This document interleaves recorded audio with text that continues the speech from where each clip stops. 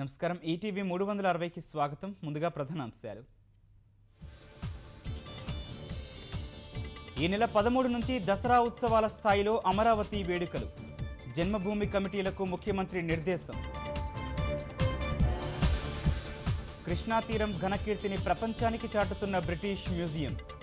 అమరావతి చారిత్రక సంపదకు ప్రత్యేక విభాగం. ప్రభుత్వాసుపత్రుల్లో వైద్య సేవలు మెరుగుపడాలన్న ముఖ్యమంత్రి. దేశానికి ఆదర్శంగా నిలిచేలా చర్యలు చేపట్టాలని అధికారులకు ఆదేశం. హుద్హుద్ ఉత్పాతం నుంచి తేరుకోని విశాఖ ప్రజలు. పరిహారం కోసం తిరుగుతున్న బాధితులు. రాజ్యాంగ దినోత్సవంగా నవంబర్ 26ను ప్రకటించిన మోదీ.